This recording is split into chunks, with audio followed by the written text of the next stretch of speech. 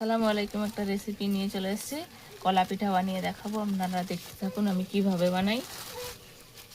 এখানে ময়দা নিয়ে নিচ্ছি কলা পিঠার জন্য। এখানে লবণ দিয়ে দিলাম, অল্প সাদা তেল দিয়ে দিচ্ছি,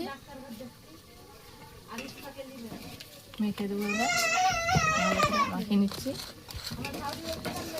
কলা পিঠার জন্য। আমি নিয়েছি, এবারে অল্প অল্প দিয়ে ডো তৈরি করে নেব কলা পিঠার জন্য। পানিটা গরম দিয়েছি, হালকা গরম, তবে কলা পিঠাটা ভালো হবে, নরম। ডোটা তৈরি করে নিয়েছি এইভাবে। এবার রেখে দেবো। কলা পিঠার জন্য রস তৈরি করতে হবে, কড়াই বসিয়ে দেবো। দিয়ে দিলাম কলা পিঠার জন্য রস করতে হবে। এখানে পানি দিয়ে দিলাম, অল্প চিনি লাগবে, এখানে দিয়ে দিলাম।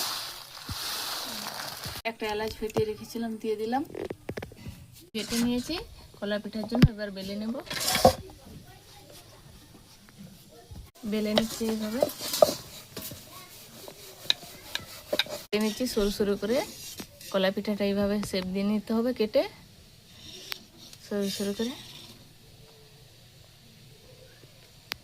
কলা পিঠা শেপ দিয়ে নিচ্ছি, এইভাবে পেকি পেকি নিয়ে নিতে হবে কলা পিঠাটা,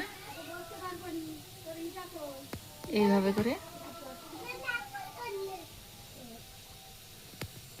করে পেকে নিতে হবে। হয়ে গেছে, এবার নামিয়ে নিচ্ছি। ছাকার জন্য কলা পিঠাটা কড়াই বসিয়ে দিলাম। পিঠার জন্য ছাকার জন্য কড়াই বসিয়ে দিয়েছিলাম, সাদা তেল দিয়ে দিচ্ছি। এবার শেপ দিয়ে রেখেছিলাম, তেলে দিয়ে দিলাম। হয়ে গেছে, কলা পিঠাটা ভেজে নিয়েছি, রসে ডুবিয়ে দিব। রসে ডুবিয়ে দিলাম, তো ওইভাবে শেপ দিয়ে নিয়েছি। এবার ছাকা হয়ে গেছে, রসে ডুবিয়ে দেবো।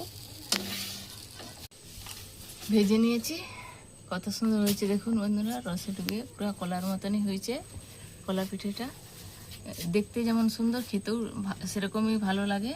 খুবই সুন্দর, আপনারা বাড়িতে বানিয়ে খেয়ে দেখবেন, খুবই সুন্দর লাগে কলা পিঠাটা। যদি ভিডিওটা ভালো লাগে আপনারা সাবস্ক্রাইব করে দেবেন। তাহলে খেয়ে দেখ কেমন হয়েছে।